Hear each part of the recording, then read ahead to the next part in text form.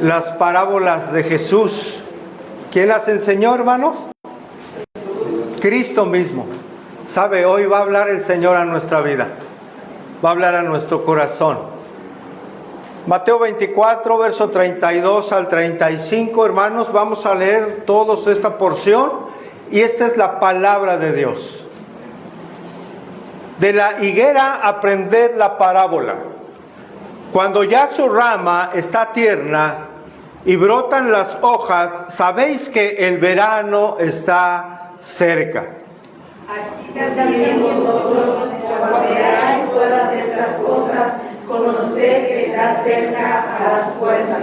De cierto os digo que no pasará esta generación hasta que todo esto acontezca.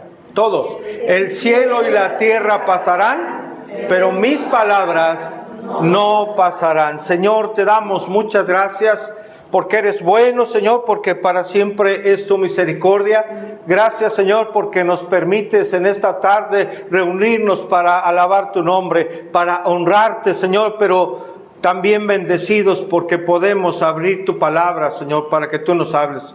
Señor, un tema para algunos controversial, Señor, pero te pedimos que tu Espíritu Santo nos guíe para comprender esta enseñanza, para comprender tus palabras, Señor. Que sea con nosotros, dándonos guía, Señor, porque te lo pedimos en Cristo Jesús. Amén, amén. Tome asiento, por favor, hermano.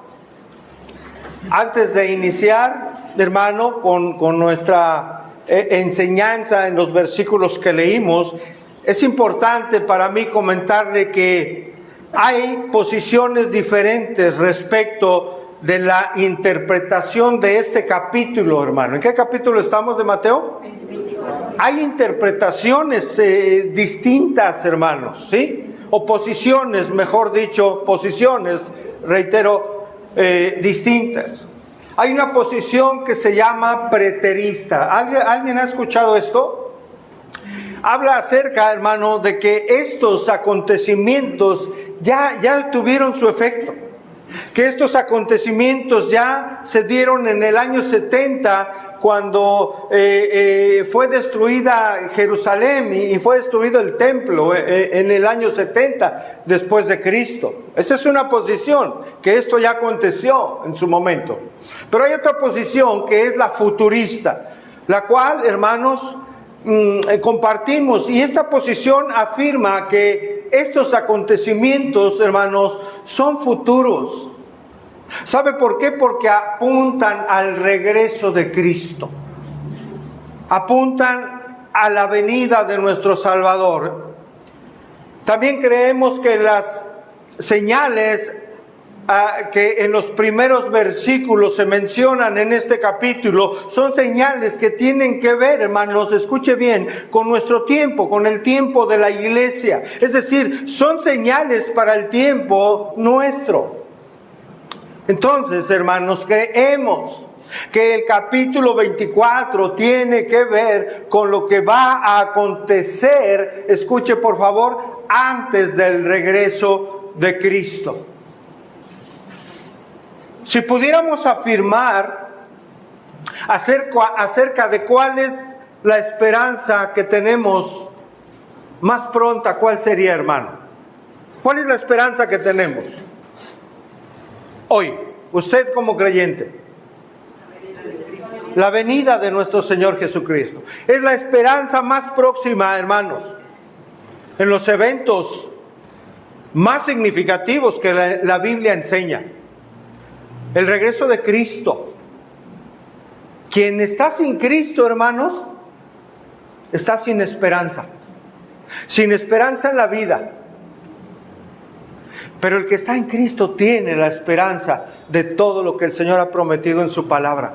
Porque ahí todo lo que Él ha dicho se va a cumplir. Dios lo ha prometido y Él regresa. ¿Por quién? Por su iglesia. Por aquellos que hayan entregado su vida al Señor en arrepentimiento y fe. Esa es, hermanos, la esperanza que tenemos como creyentes. El regreso de nuestro Salvador, al cual alabábamos hace un momento. Si hay algo que nos mantiene en pie, hermano, en medio de una tribulación, de un mundo atribulado, de un mundo de pecado, de un mundo de aflicción y de desesperanza, si hay algo que nos mantiene de pie a nosotros como creyentes, de entre varias cosas que tenemos, una de ellas es que Cristo viene. Y eso trae gozo, trae esperanza a nosotros, trae fortaleza, sabiendo, hermanos, que en esta vida no todo concluye aquí. ¿Cuántos dan gloria a Dios? No todo concluye aquí, hermanos. Como muchas personas, quien no conoce a Cristo dice, aquí está el infierno, aquí está el cielo, y una vez ya muerto, ya no hay nada más. No, sí hay algo más. Sí hay algo más. Vida eterna para los que están en Cristo Jesús, hermanos. Pero también un juicio tremendo para aquellos que no han entregado su vida al Señor. Ahí está nuestro gozo, nuestra esperanza. Es que el Señor prometió regresar, hermano. Acompáñeme a Tito capítulo 2, verso 12. Tito 2, verso 12. Hablando acerca de algunas porciones de la Escritura que nos recuerdan, hermanos, que el Señor viene pronto y que ahí tenemos esperanza. ¿Usted tiene esperanza en ello, hermano? Ahí está nuestra esperanza, hermano. Tito 2, 12. Dice Pablo a Tito, enseñándonos que, renunciando a la impiedad y a los deseos mundanos, vivamos en este siglo. ¿Cómo quiere Dios que vivamos, hermanos? Sobria, justa y ¿cómo? Y piadosamente.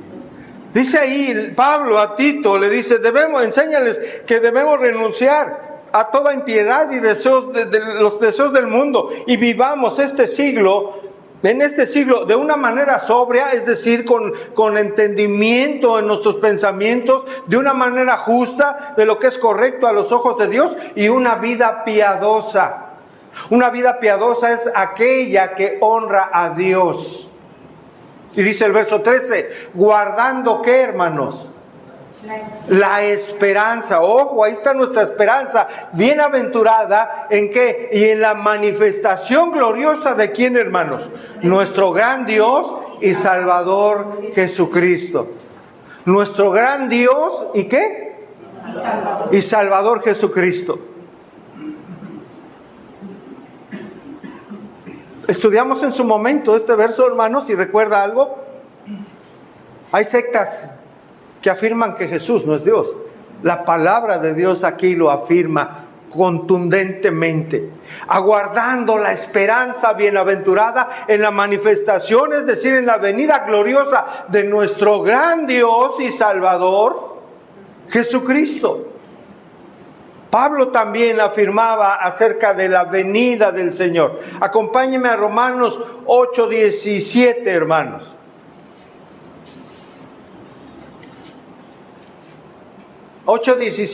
¿Qué nos dice, hermanos? Y si hijos también, herederos. Herederos de Dios y coherederos ¿con quién? Si es que padecemos juntamente con Él, para que juntamente con Él seamos ¿qué? ¿Cuándo vamos a ser glorificados, hermanos? Cuando Cristo venga. Verso 18. Pues tengo por cierto que las aflicciones del tiempo presente no son comparables con ¿qué, hermanos? Con la gloria cuando venidera que en nosotros ha de manifestarse. Hermano, ¿usted ha pasado por aflicción? Tal vez está pasando por aflicción. Para los hijos de Dios la palabra, déjalo ahí, por favor, Sofi. Para los hijos de Dios la palabra de Dios nos dice que las aflicciones del tiempo presente no tienen comparación con las bendiciones, con las glorias venideras que en nosotros han de ser manifiestas cuando venga Jesucristo. No son comparables. Si usted ha estado en aflicción, no se compara la aflicción más grande con lo glorioso que va a ser la bendición cuando el Señor venga y un día estemos con Él. Todo apunta a la venida de Cristo en este sentido. Verso 21, por favor. Dice ahí, porque también la creación misma, escuche, ¿será qué?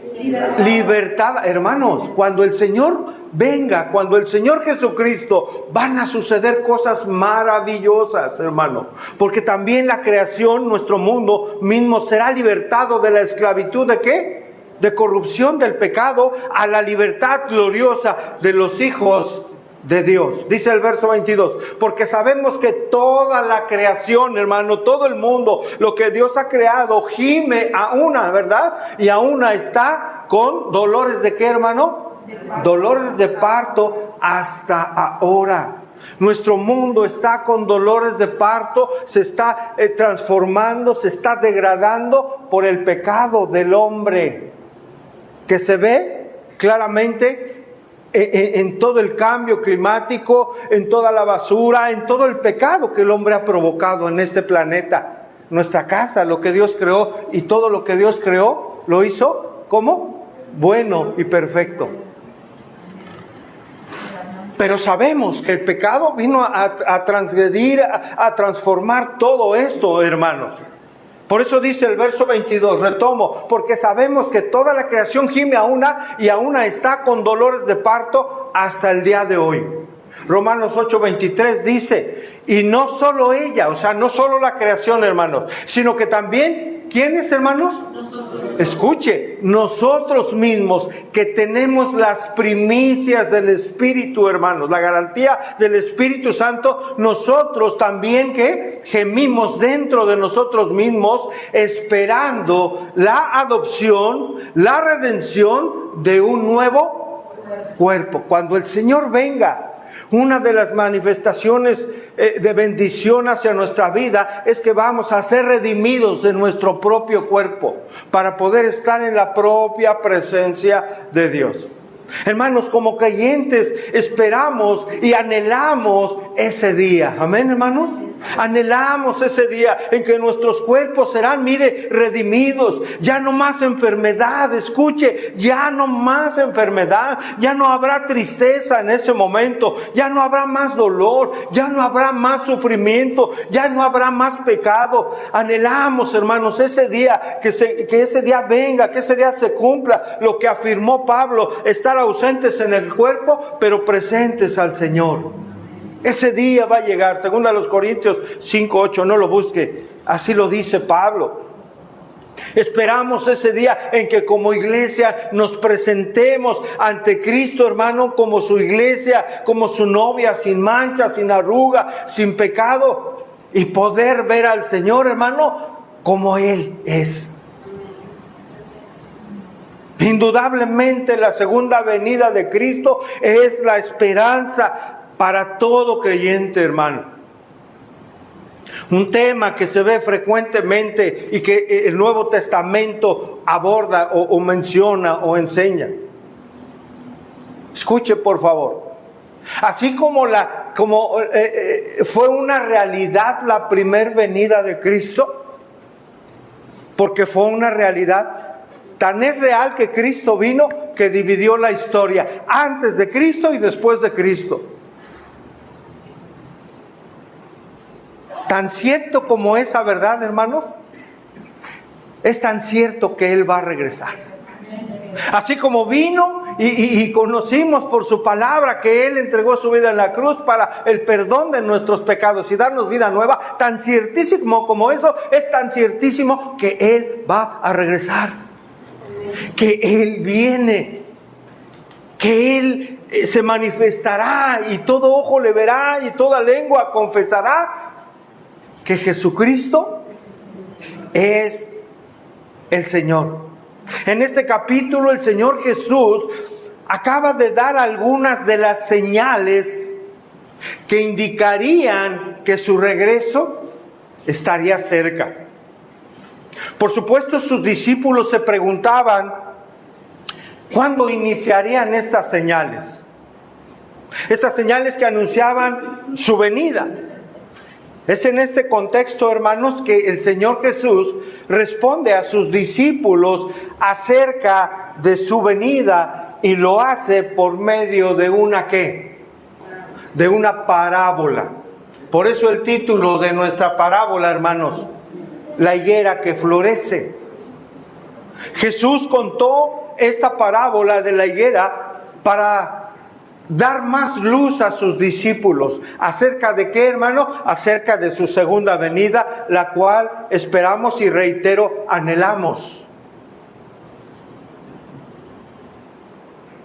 Para ser más precisos en el contexto, hermano, de que estos versículos del capítulo 24 apuntan hacia la venida de Cristo, acompáñenme rápidamente a Mateo 24:3.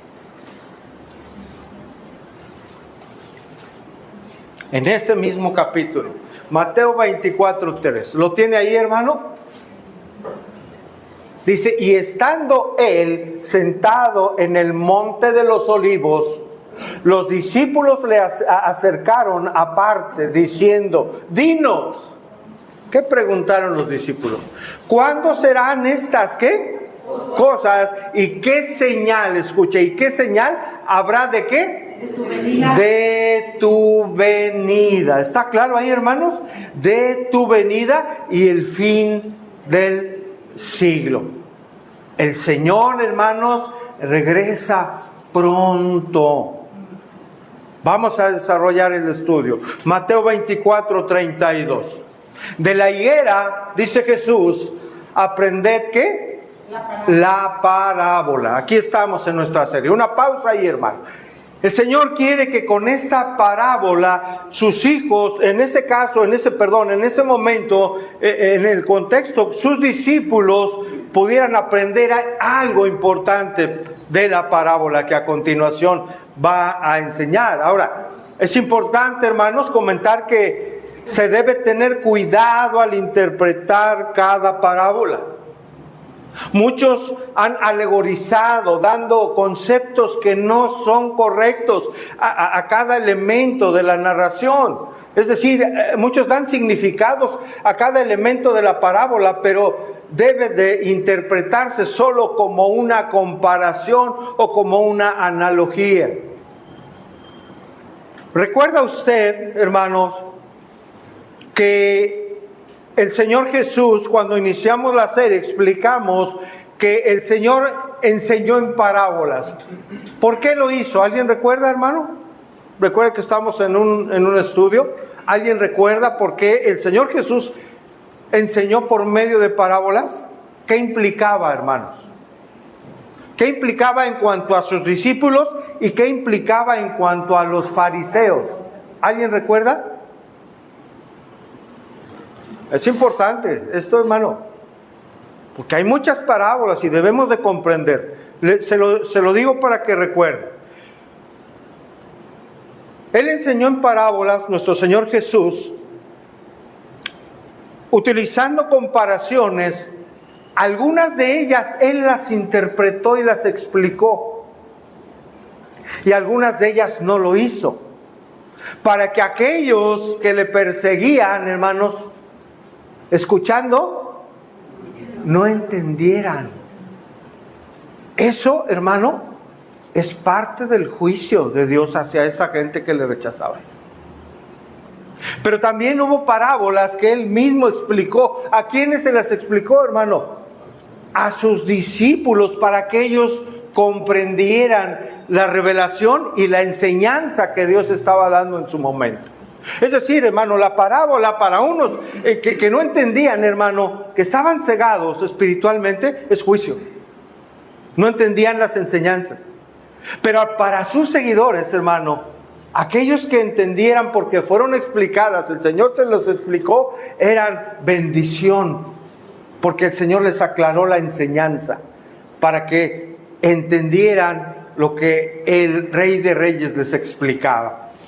El Señor usaba en este caso, hermano, la imagen de una higuera. En aquel tiempo, hermano, en Palestina era una planta muy común. Hoy en día lo sigue siendo, ¿no? Todos conocemos una higuera, ¿no? ¿A quién le gustan los higos? Ya maduros, ¿verdad? Todo lleva un tiempo de proceso. Pero en aquel tiempo era mucho más común que hoy en día, hermano. Abundaban las higueras, había personas que se dedicaban a trabajar el campo para cultivarlas, pero también había personas que no las comerciaban, pero las tenían en su patio y disfrutaban de ellas. Jesús es sabio, hermano, es Dios, y sabía con perfecta precisión por qué cada parábola tomaba una imagen de la vida real. No era algo desconocido una higuera. Daban un fruto delicioso, hermano, pero también daban sombra en su momento, en aquellos días, por supuesto, y aquella región con un calor muy fuerte. Por eso Jesús usó muchas veces, y no solo Jesús, en el Antiguo Testamento también la Biblia nos habla, donde se ilustra muchas veces tomando en cuenta o considerando una higuera, en el Antiguo Testamento y en el Nuevo Testamento. Y le dice Jesús, de la higuera, ¿qué tenían que hacer, hermanos? Dice el verbo, aprender. Esto es importante porque era entender algo. El Señor estaba explicando esta parábola para que sus discípulos entendieran. ¿Cuántas veces ha ido usted a la Escritura y no entendemos una porción, hermano? ¿No es cierto? ¿Qué hacemos? Oramos al Señor, Señor, no entiendo esto, revélame, ayúdame, que tu Espíritu me guíe para darme luz en lo que no entiendo. ¿Y Él lo ha hecho o no, hermano? En su momento Dios lo revela. Y Él deseaba que sus discípulos entendieran. Pero también ese aprender no solo es entender, sino escuche, es aceptar una enseñanza como algo verdadero. Y así de aceptarla es aplicarla a la propia vida. Es como si Jesús les dijera a sus discípulos, quiero que entiendan esto que les voy a decir para que no lo olviden, porque es algo que es verdad, lo que yo les voy a enseñar. Retomo el verso 32. De la higuera aprender la parábola. Y dice Jesús, cuando ya su rama está tierna y brotan las hojas, sabéis que el verano está ¿qué? Está cerca. Habla Jesús de la higuera y dice, cuando ya en la higuera vemos su rama que está tierna y brotan las hojas, ustedes discípulos pueden saber que el verano está pronto, ¿no? Todo el que tenía una higuera, hermanos, en aquel tiempo, y sabía que cuando la rama se hacía tiernita y le empezaban a brotar hojas, es porque estaba siendo bien alimentada, ¿no? Por la savia, ¿sí? ¿Recuerda, hermano? Por la savia, ¿no? De la plantita, el agua, todos los nutrientes, una ramita está siendo alimentada y comienza a fluir esa savia sobre la rama y entonces brotan estas hojas verdes. Cuando eso acontecía en aquel tiempo, las personas sabían, escuche, que el verano estaba cerca. ¿Qué implica el verano? Que cuando venía el verano o estaba cerca, vendría el tiempo de la cosecha. Vendría el tiempo de la cosecha y ricos higos iban a madurar, iban a poder disfrutar de ellos. Esto es lo que está enseñando Jesús acerca de la higuera. Recordemos, hermanos, hablamos de cosecha, ¿sí? Cuando viene el verano, el hombre de aquel tiempo sabía que su higuera iba a poder dar fruto y podía cosechar. En ocasiones recordamos que la cosecha, hermanos, apuntaba a juicio, ¿no es cierto? ¿Recuerda la parábola del trigo y la cizaña, hermano? ¿La recuerda que la estudiamos? Sin embargo, aquí, estas palabras de Jesús, hermano, estaban ilustrando a sus discípulos que cuando las señales que acababan de describirles Jesús comenzaban a suceder, el momento de su regreso estaba cerca. Jesús les enseñaba por medio de esta ilustración de una higuera que cuando las hojas se ponían verdes, el verano estaba por venir. Es decir, hermanos, que cuando las señales del fin se presenten en su momento, la venida del Señor está cerca. Por ello, a continuación les dice en el verso 33, Mateo 24, 33, así también, ¿quiénes, hermano? Vosotros, cuando veáis todas estas cosas, conoced que está cerca a las puertas. Así también vosotros, les dijo Jesús, cuando veáis todas estas cosas. Analizando la parábola en su contexto, hermano, vemos de manera clara que todas estas cosas, como ahí dice, solo pueden referirse a aquello de lo cual Jesús ya ha hablado en este mismo capítulo. Hay una sección que habla acerca de que esas señales, esas cosas, en una sección se le llama dolores de parto. Acompáñenme a Mateo 24:5 en adelante y leamos con mucha atención, por favor. Mateo 24, versos 5 en adelante, hermanos. ¿Estamos todos ahí? Dice, porque vendrán muchos en mi nombre diciendo, yo soy el Cristo, y a muchos engañarán. Y oiréis de guerras, ¿y qué más, hermano? Y rumores de guerras. Mirad que no os turbéis, es decir, no se preocupen, dice, porque es necesario que todo esto, ¿qué, hermanos? Acontezca, pero aún no es el fin. Dice el verso 7, porque se levantará nación, ¿contra qué? Contra nación, y reino contra reino, y habrá pestes, y hambres, y terremotos en diferentes lugares, y todo esto será principio, hermanos, de dolores. Dice el verso 9, entonces os entregarán a tribulación y os matarán y seréis aborrecidos de todas las gentes por causa de quién, hermano, de mi nombre, dice el Señor. Muchos tropezarán entonces y se entregarán unos a otros y unos a otros se aborrecerán. Y muchos falsos, ¿qué, hermanos? Profetas se levantarán y engañarán a muchos. Y por haberse multiplicado la maldad del amor de muchos, ¿qué va a suceder, hermano? Se enfriará. Mas el que persevere hasta el fin, este será salvo. Es decir, el que permanezca con su fe firme en el Señor, ese va a mostrar que es salvo. Y será predicado este evangelio del reino. ¿En dónde, hermano?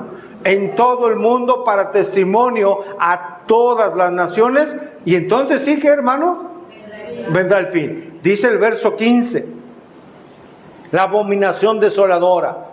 Va a seguir esto después de lo que acabamos de leer. Por tanto, dice Jesús, cuando veáis en el lugar santo la abominación desoladora de que habló el profeta Daniel, el que le entienda, entonces los que estén en Judea huyan a los montes.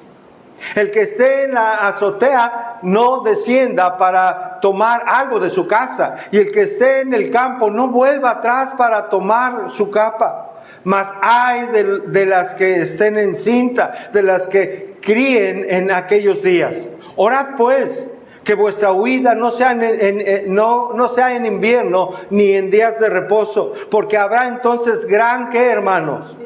Gran tribulación, cual no la ha habido desde el principio del mundo hasta ahora, ni la habrá. ¡Qué tremendo!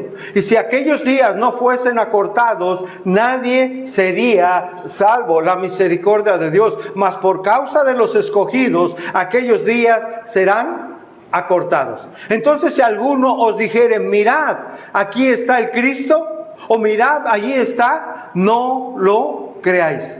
Porque se levantarán falsos, ¿qué, hermanos? Falsos cristos y falsos profetas, y harán grandes señales y prodigios. Escuche, se levantarán falsos cristos y falsos profetas, y harán grandes señales y prodigios, de tal manera que engañarán, si fuere posible, aún ¿a quién? A los escogidos.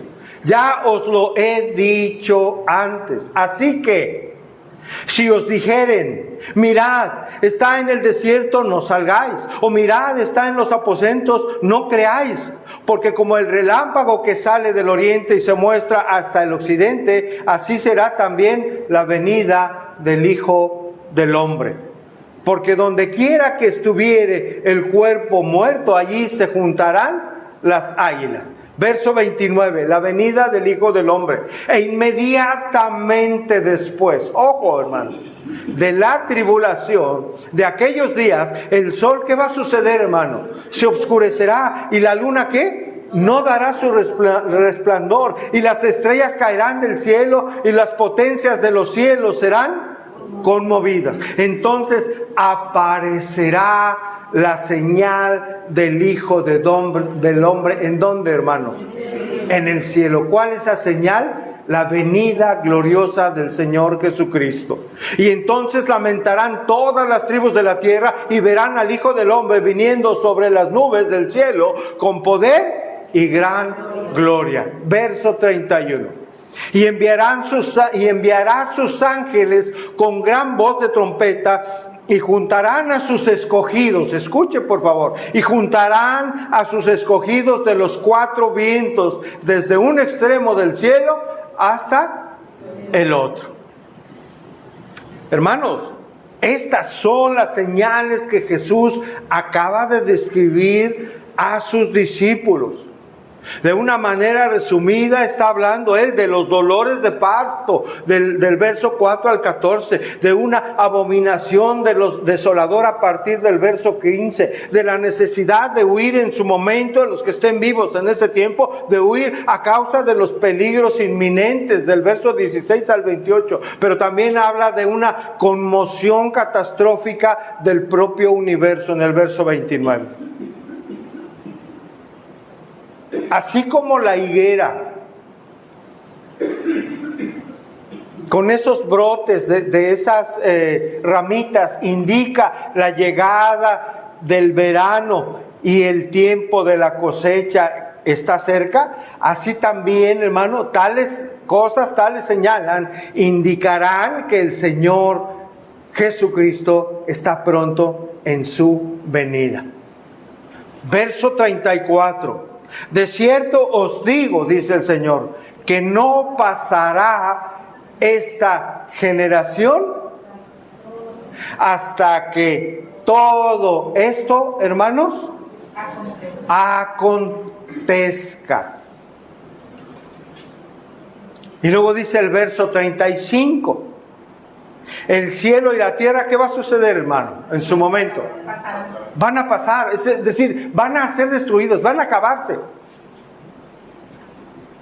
Pero mis palabras no pasarán. Es decir, todo va a pasar, todo en su momento, iglesia, va a terminar. Aún la propia tierra, como la conocemos hoy, será destruida y transformada en un cielo nuevo y en una tierra nueva, como lo enseña segunda de Pedro 3:10. Vamos ahí, por favor. Segunda de Pedro 3:10.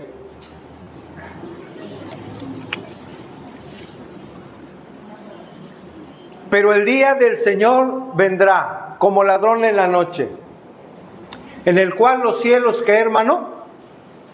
¿Sí está ahí? Segunda de Pedro 3:10. Espero para que llegue ahí. ¿Lo tiene? Dice, pero el día del Señor, ¿qué, hermano? Vendrá como ladrón en la noche, es decir, repentinamente, en el cual los cielos pasarán con gran estruendo y los elementos ardiendo serán, ¿qué, hermano? Desecho. ¿Cuáles son los elementos? La creación misma. Y la tierra y las obras que en ella hay serán, ¿qué, hermanos? Serán quemadas. Esto lo enseña la Escritura allí. El apóstol Pedro, verso 11, puesto que todas estas cosas han de ser, ¿qué? Desechas. ¿Cómo no debéis vosotros andar en santa y piadosa manera de vivir? Claro, hay una aplicación tremenda para nosotros. Si sabemos que el Señor nos está advirtiendo que esto un día va a acontecer, Él espera que nosotros andemos en una manera santa y piadosa, ¿no es cierto, hermanos? Dice segunda de Pedro 3:12, esperando y apresurándoos para la venida del día de Dios, en el cual los cielos encendiéndose serán, otra vez que dice, deshechos, y los elementos siendo quemados, mire, hermano, serán fundidos. Verso 13. Pero nosotros, ¿nosotros qué, hermano? Esperamos, ¿según qué? Sus promesas. ¿Cuántos dan gloria a Dios? Todo eso va a pasar, pero nosotros, los hijos de Dios, esperamos en lo que Él ha prometido. ¿Qué ha prometido, hermano? Cielos nuevos y tierra nueva, en los cuales mora la justicia. Esa es la promesa para nosotros, hermanos. Esa es la promesa, esperar en cielos nuevos y tierra nueva. Eso es lo que le espera a aquellos que son de Cristo. Usted es de Cristo, usted sabe hoy que usted le pertenece al Señor Jesucristo. Aquí está su esperanza. Amén. Aquí está su esperanza. ¿Usted es de Cristo? No le escucho. Amén. Usted es de Cristo. Si usted es de Cristo, yo le pregunto, ¿su esperanza está en esta tierra? Otra vez pregunto, ¿su esperanza está en esta tierra? Contundentemente, no. ¿Nuestra esperanza? ¿En vida o muerte qué? Cristo es. En Él. En lo que Él ha prometido. ¿Qué pasa si ponemos nuestra esperanza en esta tierra? ¿Qué me dice? En las cosas de la tierra, en las personas de la tierra, en las posesiones. ¿Qué pasa, hermano? ¿Qué va a pasar con esa vida? Se va a acabar. ¿Cómo vive una persona que ha puesto su esperanza en las cosas terrenales? ¿Cómo? Sin paz. Angustiada, mortificada, ¿qué más? Sin paz, ¿qué más, hermano? ¿Por qué? Frustrada, ¿qué más? Sin amor. Sin amor.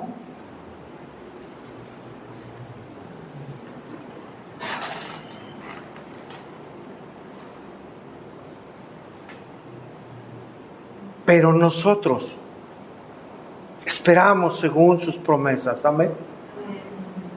Según lo que Él ha prometido. Cielos nuevos, tierra nueva, donde morará la justicia. Pero estamos analizando, hermanos, verso 35, Mateo 24, 35. El cielo y la tierra pasarán, ya lo leímos en Pedro, ¿no es cierto? Pero mis palabras no pasarán. Ya vimos en primera de Pedro, en segunda de Pedro, lo que va a acontecer con toda la tierra y que todo va a ser fundido y los elementos del cielo, ¿verdad?, serán deshechos y quemados. Pero la palabra no pasará. ¿A qué se refiere este versículo, hermano? A algo muy importante y contundente, que la autoridad de los designios de Dios, la autoridad de su palabra, de lo que Él ha decretado se va a dar, hermano. Esa es una palabra ciertísima, hermano. Es decir, en otras palabras, lo que el Señor ha establecido que acontecerá en su palabra, nada lo va a evitar. Todo lo que el Señor ha prometido que acontecerá, eso se va a dar, hermano. Eso va a acontecer. Es decir, hermano, este versículo 35 nos está hablando de la autoridad en los designios de Dios. Lo que Dios ha decidido acontezca, eso va a acontecer. Indudablemente. Y decía en el verso 24, de cierto os digo, regreso un poquito, de cierto os digo que no pasará esta generación hasta que todo esto, ¿qué dice? Acontezca. Esta generación, escuche, esta generación. Hay muchas posiciones y posturas. Esta generación, hermano, se refiere a la generación que esté viva durante ese tiempo de que acontezcan todas estas cosas que leímos en Mateo 24. Esta generación, repito, va a ser todas aquellas personas que estén vivas en el momento en que les toque vivir o ver estos hechos o estos acontecimientos. Reitero, hay posiciones o posturas distintas aquí. Hay diferentes posiciones. Una de ellas nos dice que muchos afirman que esta generación era la que vería la destrucción del templo, es decir, algo que ya aconteció ahí en Jerusalén, que vería la destrucción del templo por parte. ¿Quién destruyó el templo, hermano? ¿Se acuerda? Tito, los romanos, ¿no? En términos generales. Muchas posiciones apuntan, hermano, o piensan o afirman que estos acontecimientos ya se dieron en el año 70 y que aquellos acontecimientos los vieron los que estaban vivos en el año 70. ¿Cómo los romanos destruyeron todo esto? Afirman que este capítulo es una descripción de la destrucción del templo. Pongo énfasis en ello, hermano. Años 70. Pero aquí no se habla acerca de esperar a los romanos, ¿no? Están en espera de una venida, de acontecimientos fuertes, tremendos, en que se iba a conmover la tierra. No solo el templo. ¿Me doy a entender, hermano? No está apuntando a la venida de los romanos a que hagan toda esta destrucción. Está apuntando a la venida de Jesucristo. Ya vimos el contexto. Por ello leímos el verso 3, hermano, en donde los discípulos preguntan, ¿cuál es la señal de que tú vienes? ¿No? Eso lo leímos.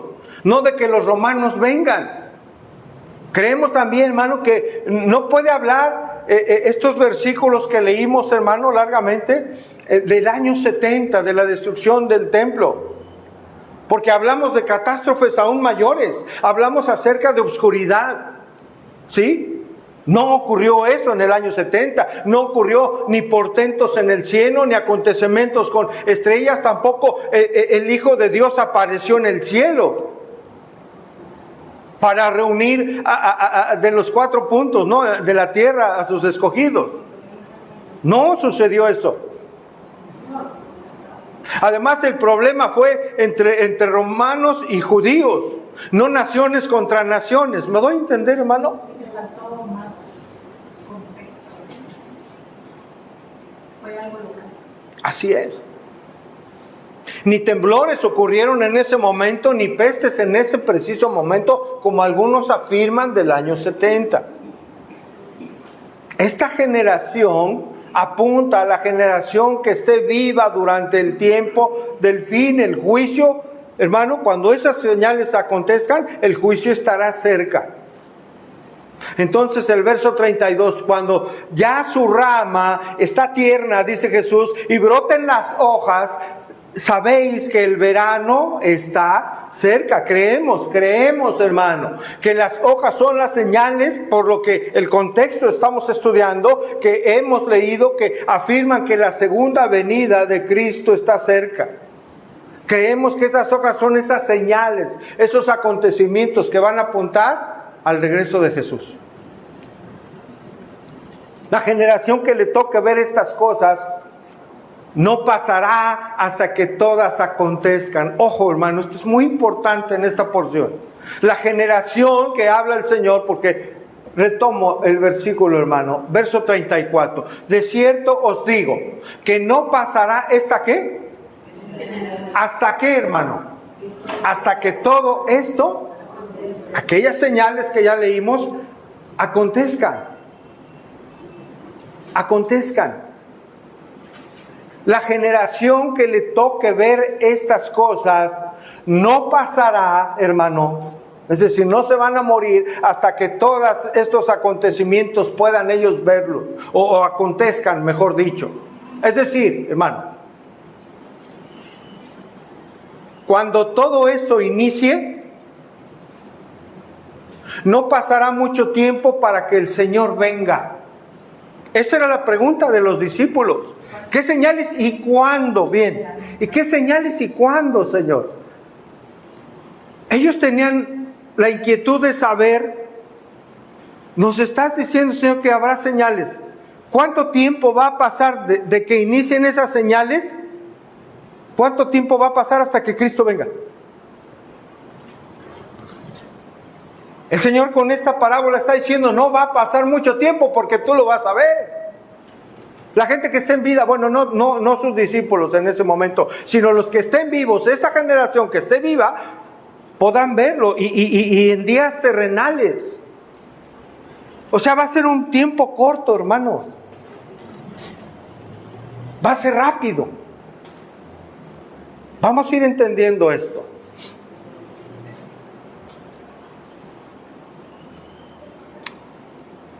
La Biblia nos enseña que son 7 años de aflicción, ¿no es cierto? O de tribulación. Y que la gran tribulación podemos entender que son los últimos, la última parte de esos 7 años. Es decir, la gran tribulación, creemos que así será, hermano, se dará en los últimos 3 años y medio. 3 años y medio. Es decir, lo más difícil, hermano, del quebranto, antes de que el Señor venga, será la segunda mitad de esos 7 años, es decir, 3 años y medio. Haciendo cuentas, hermano, ¿cuántos meses son 3 años y medio? Son 36, 42, ¿qué? 42 meses. Que durará todo esto antes que el Señor regrese y que venga en juicio y poder. 42 meses. Ahora, reflexionemos en algo. ¿Cuántos son 42 meses? Me doy a entender. ¿Son muchos meses?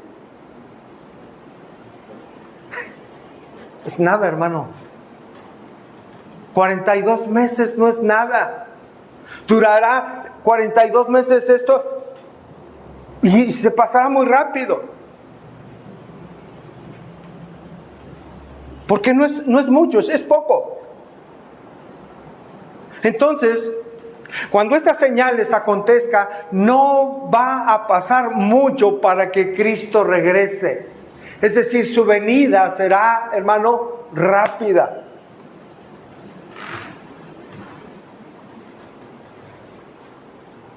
Es poco tiempo, hermano. 42 meses. ¿Cómo se le van a ir a usted? ¿O cómo se pasan? Me refiero al tiempo. 3, 4 meses se nos van, hermano. Eso está enseñando Jesús. La venida del Señor. Que cuando inicien las señales, este periodo, en cuanto inicien y el Señor venga, va a ser muy rápido. Por eso esa generación no va a morir, no va a pasar. Es un tiempo corto y la generación que le toque lo va a poder ver. Todo esto.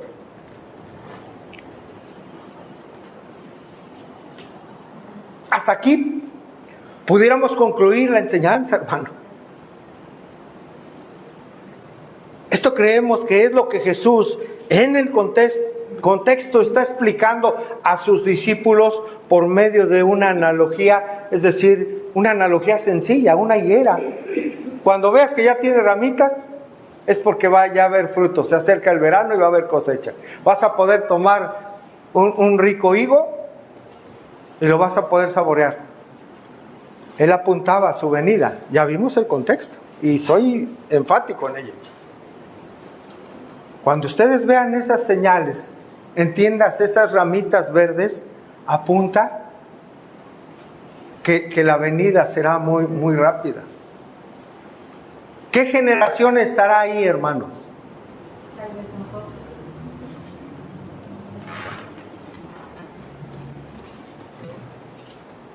¿Qué generación estará ahí? Algunos piensan que la iglesia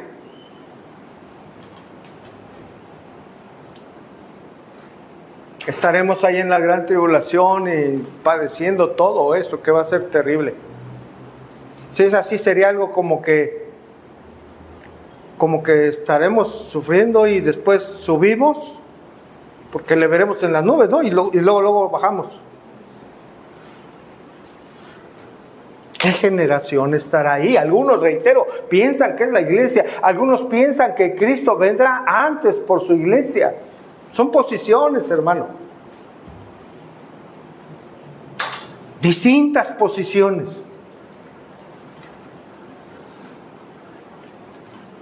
Lo realmente importante, hermanos,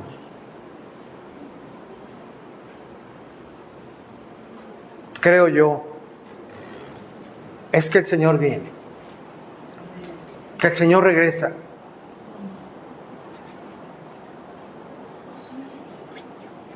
y que su iglesia estará con él, hermano.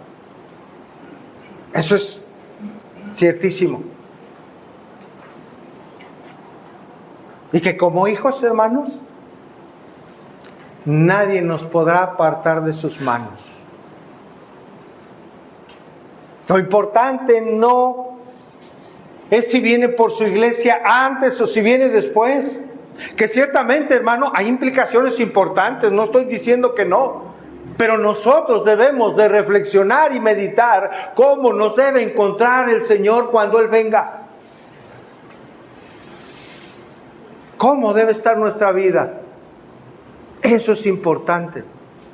Si usted hoy está en Cristo, mire, usted sabe que tiene garantizada su vida eterna por la gracia de Dios. Pase lo que pase. Si hoy nos pasa algo en este mundo de maldad, hermano, y si es verdad, como algunos afirman, que vamos a estar en la tribulación, pues ya ni me tocará si me pasa algo mañana. Ya, ¿para qué me preocupo si voy a estar en la tribulación o no? Debemos preocuparnos y ocuparnos en cómo estamos viviendo cada día de nuestra vida. Si estamos en verdad dándole gloria al Señor, hermanos. En nuestro matrimonio, o si somos solteros, con nuestros hijos, como trabajadores. Eso es lo importante en nuestra vida. Estamos vivos.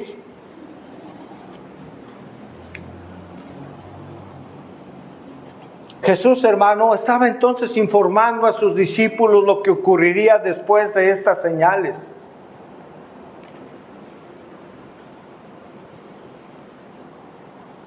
¿Qué habría de ocurrir, hermano? Su regreso. Voy a leer muy rápidamente, hermano, algo que ya leímos. Mateo del 24 del verso 5 al 14. Dice, porque vendrán muchos en mi nombre diciendo, yo soy el Cristo, y muchos se engañarán. Y oiréis de guerras y rumores de guerras. Mirad que no os turbéis, porque es necesario que todo esto acontezca, pero aún no es el fin. Porque se levantará nación contra nación y reino contra reino, y habrá pestes, hambres y terremotos en diferentes lugares. Y todo esto será principio de dolores. Entonces os entregarán a tribulación y os matarán y seréis aborrecidos de todas las gentes por causa de mi nombre. Muchos tropezarán entonces y se entregarán unos a otros y unos a otros se aborrecerán. Y muchos falsos profetas se levantarán y engañarán a muchos. Y por haberse multiplicado la maldad, el amor de muchos se enfriará, mas el que persevere hasta el fin, este será salvo. Y será predicado este evangelio del reino en todo el mundo para testimonio a todas las naciones, y entonces vendrá el fin. Jesús afirma, hermano, que durante ese tiempo los creyentes no deberán tener miedo. Por eso dice, no os turbéis. Porque todo esto es evidencia segura de que el plan de Dios está desarrollándose según su voluntad, ¿no es cierto? Es necesario que todo esto acontezca. Por horrible y destructivo que sea, hermano, debe de acontecer para cumplir los planes que Dios tiene planeados. Estos hechos, hermano, son precursores del final, pero aún no será el fin. En ese tiempo ningún grupo de personas estará exento de guerras o de amenazas de guerra. Los conflictos, hermanos, sin duda alguna inclinarán confrontaciones de todo tipo, raciales, culturales, entre naciones, hermano. Hoy estamos viendo algunas cosas, ya.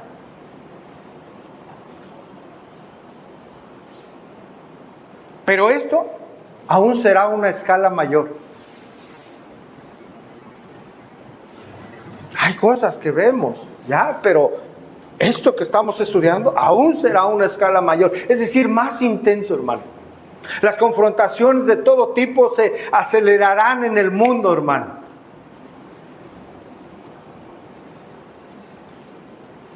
Y es inevitable pensar en lo que ya está pasando.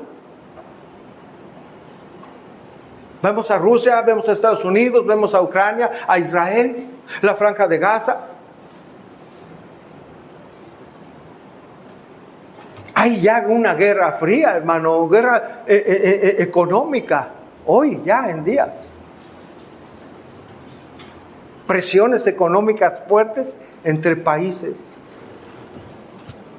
¿No es cierto?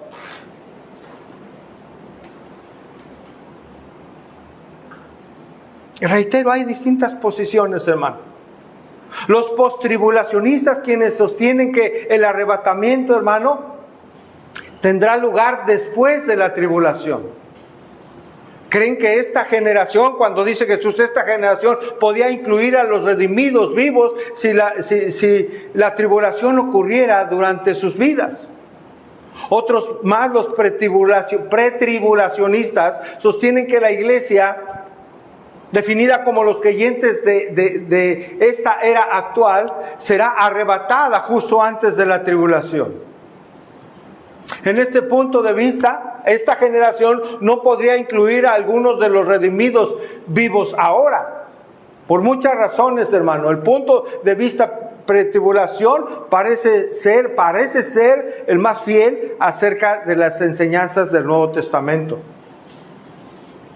El Señor, ¿por qué, hermano? Porque el Señor promete que toda la iglesia, los que han guardado la palabra de su paciencia, será protegida de los peligros y las agonías de la tribulación. Esto lo enseña Apocalipsis 3:10.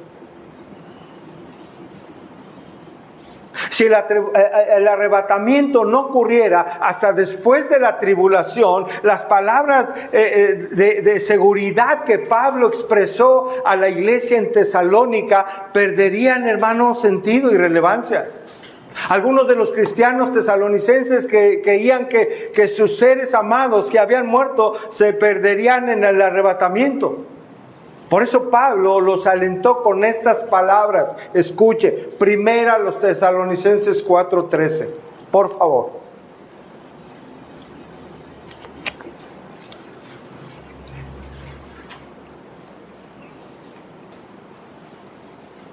Vea lo que enseñó Pablo a los de Tesalónica. Primera los Tesalonicenses 4:13. ¿Estamos ahí, hermanos? Espero a que lleguen. ¿Estamos ahí?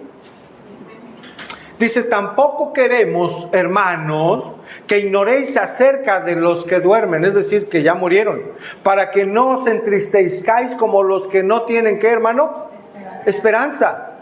Porque si creemos que Jesús murió y resucitó, ¿usted lo cree?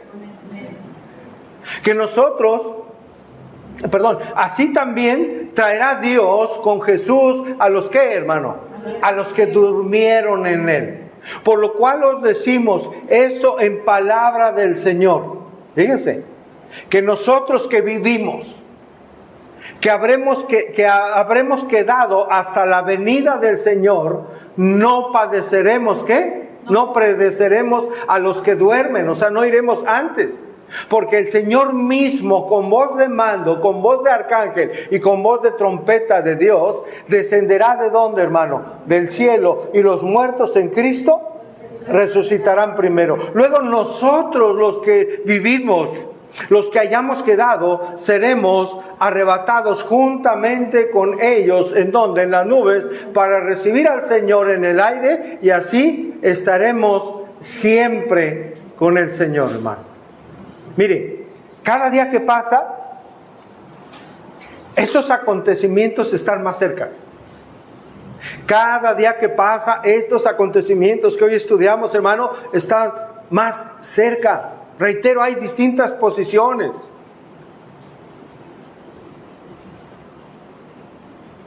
Pero algo es evidente, están más cerca de acontecer. Tal vez nos toque verlos, o algunos de ellos. Pero sea que el Señor venga antes de la tribulación por su iglesia, hermanos, o después, el Señor desea que toda nuestra fe y nuestra confianza esté puesta en Él. Amén. Esté puesta en el Señor. Llevando una vida que le honre, una vida que le dé gloria mientras Él regresa. Esto es ciertísimo, hermano. Esto es lo que Dios desea para sus hijos y para sus hijas. Yo le pregunto hoy, ¿está usted listo para lo que resta de su vida o de los tiempos tal vez ya finales? ¿Está usted listo o lista? ¿Está usted listo para cuando el Señor venga? Porque sabe, solo hay una única forma de estar listo. ¿Cuál es? ¿Cuál es la única manera de estar listo para su venida? Estar en el Señor, ser salvo, haber entregado su vida a Él. Si usted hoy está aquí sin Cristo, yo le voy a decir algo, usted no está listo para irse. Usted no está listo, porque no le pertenece al Señor. ¿Qué va a hacer? Entregue su vida al Señor en verdadero arrepentimiento y fe. Mire, el Señor lo va o la va a recibir.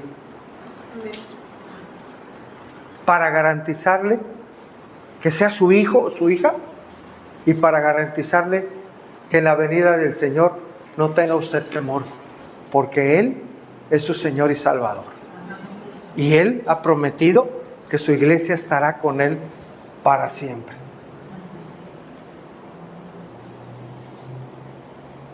Debemos crecer en el conocimiento de Dios, en el conocimiento de su palabra, mientras Él viene, hermano, santificándonos cada día.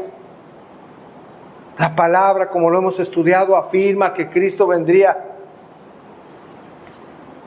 vino ya a padecer por salvación, pero también la Biblia afirma que Él regresará, hermano, para establecer su reino. Amén. Y todo lo que el Señor ha afirmado en su palabra es verdad. Al final de todo, hermanos, todo apunta a algo: a Cristo, a su amor, a Dios mismo, a su sacrificio que salva. Él advirtió de todos estos eventos. Nos toque verlos o no nos toque verlos, hermano, cada día está más cerca. Cada día está más cerca. El mal va creciendo. El amor de muchos está acabando. Es evidente. Y cuando eso se multiplique de una manera tremenda, hermano, porque va a haber, creo yo, como un acelere de maldad, hermano. Esto ya está viendo así. El Señor estará más cerca cada día. Y va a ser muy rápido, hermano. Asegúrese hoy que usted está en Cristo. Si está en Cristo, tiene esperanza. Si no está en Cristo, usted no tiene esperanza, pero hay esperanza mientras usted tenga vida. Hay esperanza de salvación y de vida eterna en Cristo Jesús. Incline su rostro ahí donde está, vamos a orar. Señor, te damos gracias, Padre. Gracias, Dios, por tu palabra.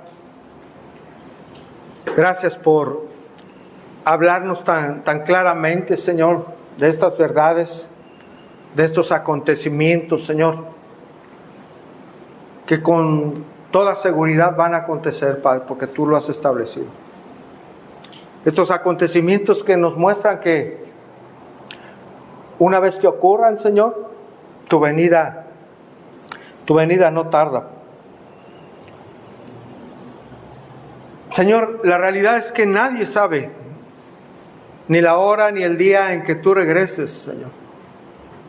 Nadie, solo el Padre.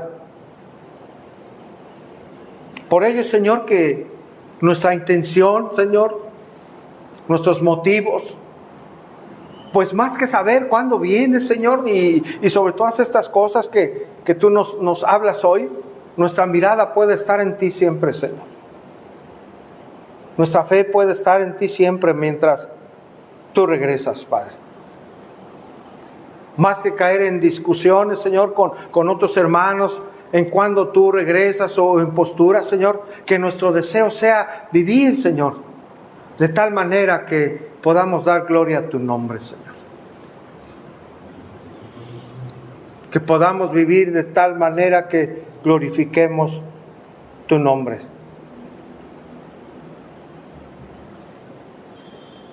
Para ello te pedimos, Señor, que nos ayudes, que nuestra mente, que nuestros pensamientos, nuestros ojos, nuestra propia vida, hermanos, pueda ser un olor fragante a nuestro Señor. Gracias, Dios. Que esto nos lleve, Padre, a llevar una vida, Señor, de cambios. Llevar una vida, Señor, que te honre, Señor, mientras tú regresas, Padre. Bendice a mis hermanos hoy. Llévanos en tu paz, Señor, y si tú quieres, permítenos estar aquí el día domingo, Señor. Queremos venir a seguirte alabando, Señor. Eso haremos mientras vienes. Pero también escuchando tu voz, escuchando tu consejo, escuchando tu palabra, Señor, tu enseñanza. Bendice a cada hermano, a cada hermana, Señor. Permítenos un descanso hoy reparador para que mañana podamos continuar, Señor, con nuestras responsabilidades, si tú lo permites, Padre. Oramos, Señor, por los enfermos, Señor. Hemos estado orando por cada uno de ellos y ellas en esta semana. Su vida está en tus manos, Señor, lo sabemos. Pedimos por ellos, Señor. Gracias te damos, Padre. Oramos todo esto en Cristo Jesús, nuestro Señor y Salvador. Amén y amén. Que el Señor les bendiga, hermanos. Descanse, que tenga buena noche y con la ayuda de Dios nos vemos el próximo domingo. A las 9 de la mañana, 9:30 empezamos, por favor. Retomamos la fundamentos de la fe. Ya estamos orando, gracias a Dios, ha sido un tiempo de bendición. Ahí están las hojas, si usted